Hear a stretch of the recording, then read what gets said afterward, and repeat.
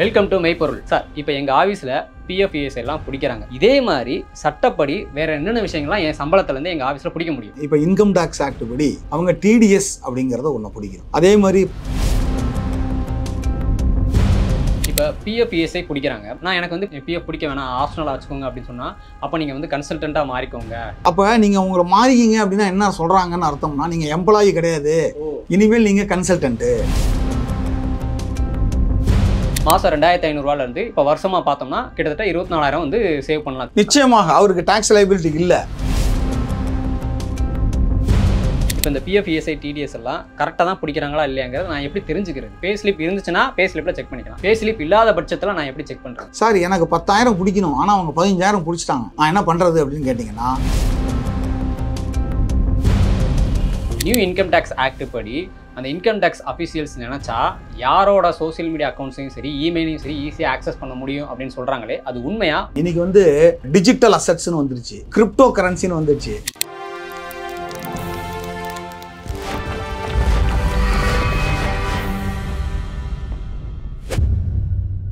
இந்த வீடியோ பார்த்துட்டு இருக்க எல்லாருமே கண்டிப்பாக ஏதாவது ஒரு வேலைக்கு போய் மாத சம்பளம் வாங்கிட்டு இருப்பீங்க. அப்படி நீங்கள் கஷ்டப்பட்டு வேலை பார்த்து வாங்குகிற சம்பளத்தில் பிஎஃப்இஎஸ்ஐ மாதிரியே உங்கள் எம்ப்ளாயர், அதாவது உங்கள் கம்பெனி வந்து என்னென்ன விஷயங்கள்லாம் சட்டப்படி டிடெக்ட் பண்ண முடியும், மாதம் உங்களுக்கு வர வேண்டிய சம்பளம் கரெக்டாக தான் வருதா இல்லையா, அது எப்படி செக் பண்ணுறது, அப்புறம் இந்த டிடிஎஸ் டிசிஎஸ்லாம் பிடிக்கிறாங்க, அதெல்லாம் ஏன் பிடிக்கிறாங்க, எதுக்கு பிடிக்கிறாங்க, அதனால் நமக்கு என்ன யூஸ், இதில் வேறு ஏப்ரல் 1 புதுசாக ரூல்ஸ் வேறு கொண்டு வர போகிறாங்க, அதெல்லாம் என்ன, இப்படி ஒட்டுமொத்தமாக உங்கள் மாத சம்பளத்தை சேவ் பண்ணுற மாதிரியான ட்ரிக்ஸை சுப்பிரமணியன் அண்ட் அசோசியேட்டோட ஃபவுண்டர் திரு சுப்பிரமணியன் சார்ட்ட டீட்டெயிலாக கேட்டு தெரிஞ்சுக்கலாம். ஸோ இந்த வீடியோ முழுசாக பாருங்கள். அப்போ தான் சார் சொல்கிற மாதிரி உங்கள் வீட்டில் உங்கள் அப்பா அம்மா வேலைக்கு போனால் கூட அவங்களோட சம்பளத்தை பற்றி நீங்கள் டீட்டெயிலாக செக் பண்ண முடியும். ஸோ இந்த வீடியோ முழுசாக பாருங்கள். இப்போ சார்ட்ட பேசலாம். வணக்கம் சார். வணக்கம் சார். சார், இப்போ எங்கள் ஆஃபீஸில் பிஎஃப்இஎஸ் எல்லாம் பிடிக்கிறாங்க. இதே மாதிரி சட்டப்படி வேறு என்னென்ன விஷயங்கள்லாம் என் சம்பளத்துலேருந்து எங்கள் ஆஃபீஸில் பிடிக்க முடியும்? சரி, இது ஒரு நல்ல கொஸ்டின்.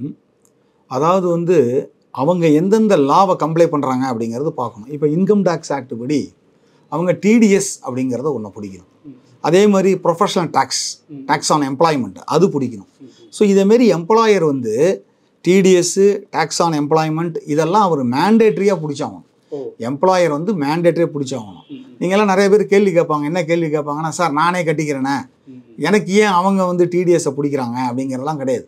ஆக்ட் என்ன சொல்லுது? இன்கம் டேக்ஸ் ஆக்ட்டு நீங்கள் சேலரி கொடுக்குறப்ப அது டேக்ஸபிளாக இருக்குது அப்படிங்கிற மாதிரி சுச்சுவேஷனில் டிடிஎஸை பிடிக்கணும் அப்படிங்கிறது ஆக்ட் சொல்லுது. அதனால் அவங்க பிடிச்சே தீரணும், வேறு வழி கிடையாது. Okay sir. இப்போ பிஎஃப்இஎஸ்ஐ பிடிக்கிறாங்க. நான் எனக்கு வந்து பிஎஃப் பிடிக்க வேணாம், ஆப்ஷனலாக வச்சுக்கோங்க அப்படின்னு சொன்னால் அப்போ நீங்கள் வந்து கன்சல்டண்ட்டாக மாறிக்கோங்க, உங்களை வந்து டெம்பரவரி அப்படின்னு சொல்கிறாங்க. அது என்ன கணக்கு சார்? அதாவது இந்த பிஎஃப்இஎஸ்ஐ அப்படிங்கிறது யாருக்கு அப்ளிகபிள்னா எம்ப்ளாயராக இருந்தால் தான் அவங்க டெஃபினட்டாக பிஎஃப்இஎஸ்ஐயில் கவர் ஆவாங்க. அப்போ நீங்கள் உங்களை மாறிக்கிங்க அப்படின்னா என்ன சொல்கிறாங்கன்னு அர்த்தம்னா நீங்கள் எம்ப்ளாயி கிடையாது, இனிமேல் நீங்கள் கன்சல்டன்ட்டு அப்படின்னு சொல்கிறாங்க. Temporary consultant. அப்போ டெம்பரவரி கன்சல்டன்ட்டுங்கிற மாதிரி இருக்கிற சுச்சுவேஷனில் பிடிக்க வேண்டாம் அப்படின்னு அந்த ஆக்ட் சொல்கிறதுனால அவங்க என்ன சொல்கிறாங்க அப்படின்னா, இல்லை நீங்கள் வந்து மாறிங்க அப்படின்னு சொல்கிறாங்க. அப்போ நீங்கள் வந்து எம்ப்ளாயர் ரிலேஷன்ஷிப்பில் இல்லை, யூஆர் ஒரு கன்சல்டன்ட். ஸோ அதனால் என்ன சொல்கிறாங்க அப்படின்னா, அப்போ அதேமாதிரி சுச்சுவேஷனில் இஎஸ்ஐபிஎஃப்பை பிடிக்க வேணாம், அதனால தான் அவங்க மாறிங்கன்றாங்க. இருக்கிற வரை அவங்க பிடிச்சே தீரணும். எம்ப்ளாயர்னு இருக்கிறப்ப பிடிச்சே தீரும். இப்போ டிடிஎஸில் வந்து இப்போ நான் எங்கள் ஆஃபீஸில் எடுத்துக்கோங்க. இப்போ எனக்கு வந்து டிடிஎஸ் பிடிக்கல, இது நம்ம கேமராமேன் ராகுலுக்கு வந்து டிடிஎஸ் பிடிக்கிறாங்க. அது என்ன கணக்கு? எனக்கு பிடிக்கல, அவங்களுக்கு பிடிக்கிறாங்க. இப்போ நீங்கள் சேலரியாக இருக்கிறதுனால இப்போ உங்களோட சேலரி 7 லட்சம் ரூபாய்க்கு கீழே இருக்குதுன்னு வச்சுங்க, நோ டிடிஎஸ்.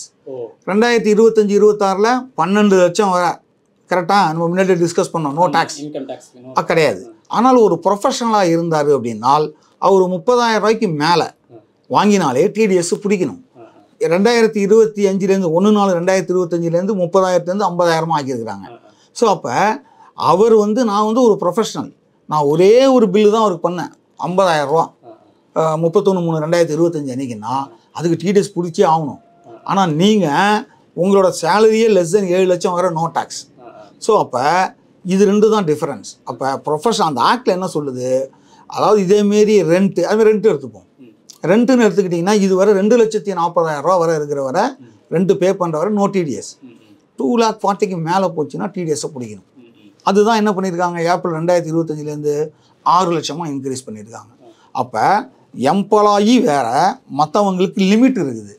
எம்ப்ளாயிக்கு என்ன அப்படின்னா, அதாவது வேலை பார்க்குறவங்க அந்த எம்ப்ளாயிக்கு என்ன அப்படின்னா, அவர் எல்லாத்தையும் எடுத்து ஒர்க் அவுட் பண்ணி டேக்ஸ் இருந்ததுன்னா பிடிப்பாங்க.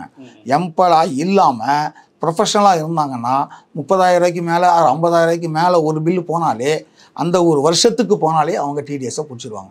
சரி, இப்போ டிடிஎஸ் பிடிக்கிறாங்க அப்படின்னா, கன்சல்டண்ட்டாக வச்சு ஒருத்தர் டிடிஎஸ் பிடிக்கிறாங்க அப்படின்னா, அதனால் என்ன யூஸ்? அந்த காசு நமக்கு திரும்ப கிடைக்குமா? எப்போ கிடைக்கும்? சரி, இப்போ எனக்கு வந்து நான் இந்த வருஷம் வந்து 10 லட்ச ரூபா நான் அதேமாரி பில் பண்ணியிருக்கேன். ப்ரொஃபஷனல் சார்ஜஸ் 10% டிடிஎஸை பிடிச்சிட்டாங்கன்னு வச்சுப்போம். 1 லட்ச ரூபா பிடிச்சிட்டாங்க. ஆனால் என்னோட லைபிலிட்டி அப்படிங்கிறது 10 லட்சத்தில் எனக்கு என்னோடய செலவெல்லாம் போக எனக்கு இன்கமே எவ்வளவு? 3 லட்ச ரூபா. 10 லட்சம் என்னோட ப்ரொஃபஷனல் சார்ஜஸ் கிராஸ் ரிசிப்ட். எனக்கு செலவெல்லாம் போக என்னோடய இன்கம் எவ்வளவு? It is only 3 lakhs. Up to 4 lakhs no டேக்ஸ்னு வச்சுப்போம். இல்லை up to 3 lakhs 31,2,000 no tax. ஆனால் டிடிஎஸ் எவ்வளோ பிடிச்சிட்டாங்க? 1 லட்ச ரூபா பிடிச்சிட்டாங்க. ஆனால் எனக்கு டேக்ஸ் இருக்குதா? டேக்ஸே கிடையாது. அப்போ டேக்ஸ் நில்லு. ஆனால் டிடிஎஸ் பிடிச்சது எவ்வளவு? 1 லட்சம். இந்த 1 லட்சத்தை எலாங் வித் இன்ட்ரெஸ்ட் இந்த டிபார்ட்மெண்ட் உங்களுக்கு ரீஃபண்டாக கொடுத்துருவாங்க, ப்ரொவைடட் நீங்கள் ரிட்டர்னாக ஃபைல் பண்ணிக்கணும். இப்போ ராகுல்கே பார்த்தீங்கன்னா மாதம் 2,500 பிடிக்கிறாங்க. இயர் ரெண்டில் வந்து அதை கால்குலேட் பண்ணி 24,000 சம்திங் வந்து அவருக்கு வருது. இது வந்து அதுக்கு பிடிக்காமே இருக்கலாம்ல அவங்க? இதுக்கு பேர் டிடிஎஸ், டேக்ஸ் டிடக்டட் அட் சோர்ஸ்னால் என்ன அர்த்தம்னா, யாருக்கு கொடுக்குறோம், அவங்க என்ன பண்ணுறாங்க, அவங்க ரிட்டர்னை ஃபைல் பண்ணுறாங்களா, அவங்களோட லைபிலிட்டி என்ன, இது எல்லாமே இதில் தெரிஞ்சிடும். டிபார்ட்மெண்ட்டுக்கு ஈஸி. இல்லாட்டா ஒரு ராகுலையும் போய் டிபார்ட்மெண்ட் போய் பார்த்துட்டு இருக்க முடியாது. இதை பிடிச்சிங்கன்னா டிபார்ட்மெண்ட்டுக்கு எல்லா இன்ஃபர்மேஷனும் தெரிஞ்சிடும். அதுக்கு தான் இந்த டிடிஎஸ். இப்போ டிடிஎஸ் பிடிச்சாலுமே ராகுல் மாதிரியான ஆட்களுக்கு வந்து மாதம் 2,500 இப்போ வருஷமாக பார்த்தோம்னா கிட்டத்தட்ட 24,000 வந்து சேவ் பண்ணலாம், திருப்பி ரீஃபண்டாக வந்துடும். நிச்சயமாக அவருக்கு டேக்ஸ் லைபிலிட்டி இல்லை. சப்போஸ் இதே ராகுல் இதேமாரி 20 பேர்கிட்ட வேலை பண்ணுறாரு, அவரோட மொத்தமாகவே 50 லட்ச ரூபாய்க்கு பண்ணியிருக்கிறாரு, அவரோட இன்கம் வந்து 15 லட்ச ரூபா அப்படிங்கிறப்ப அவருக்கு டேக்ஸ் இருக்குது. அந்த டேக்ஸில் இதை கழிச்சிக்கலாம். கழிச்சிட்டு இது எக்ஸஸ் ஆகிருந்தா ரீஃபண்டு, சம்டைம் ஷார்ட்டேஜ் ஆகுதுன்னா அவர் டேக்ஸை கட்டணும். இப்போ பிஎஃப், இஎஸ்ஐ, அப்புறம் இந்த டிடிஎஸ்லாம் சொன்னீங்க. இப்போ இந்த பிஎஃப், இஎஸ்ஐ, டிடிஎஸ் எல்லாம் கரெக்டாக தான் பிடிக்கிறாங்களா இல்லையாங்கிறத நான் எப்படி தெரிஞ்சுக்கிறது? ஏன்னா இப்போ நான் நெட்டில் செக் பண்ணி பார்த்த வரைக்கும் பே ஸ்லிப் அப்படிங்கிற ஒரு விஷயம் இந்தியாவில் கட்டாயமாக இருக்கணும் அப்படிங்கிற மாதிரி எந்த சட்டத்தில் இல்லை அப்படின்னு சொல்கிறாங்க. அப்போ பே ஸ்லிப் இருந்துச்சுன்னா பே ஸ்லிப்பில் செக் பண்ணிக்கலாம். பே ஸ்லிப் இல்லாத பட்சத்தில் நான் எப்படி செக் பண்ணுறது? இப்போ உங்களுக்கு ஒரு ஃபார்ம் ஒன்று கொடுப்பாங்க, 16 ஒரு ஃபார்ம் கொடுப்பாங்க. அதில் பார்த்தீங்க அப்படின்னா உங்களோட சேலரி என்ன, சேலரியை தவிர உங்களுக்கு என்னென்ன பெனிஃபிட் கொடுத்துருக்காங்க, எவ்வளவு டிடிஎஸ் பிடிச்சிருக்காங்க, எவ்வளவு ரெமிட் பண்ணியிருக்காங்கங்கிற டீட்டெயில்ஸ் எல்லாமே இருக்கும். சரி, நீங்கள் அதையும் பார்த்து தெரிஞ்சுக்கலாம். சப்போஸ் சார் எனக்கு 10,000 பிடிக்கணும், ஆனால் அவங்க 15,000 பிடிச்சிட்டாங்க, நான் என்ன பண்ணுறது அப்படின்னு கேட்டிங்கன்னா, நிச்சயமாக நீங்கள் இன்கம் டேக்ஸ் ரிட்டர்னை உடனே ஃபைல் பண்ணி அந்த இயர் எண்டு முடிஞ்ச உடனே, இப்போ மார்ச் முடியுது, மார்ச் 2025 எக்ஸஸாக ஒரு 20,000 பிடிச்சிட்டாங்கன்னு வச்சுப்போம். நீங்கள் உடனே ஏப்ரல் மேலே ரிட்டர்னை ஃபைல் பண்ணி அந்த எக்ஸஸ் பிடிச்சதை நீங்கள் ரீஃபண்டாக வாங்கிக்கலாம். அது ஒன்றும் பிரச்சனை கிடையாது.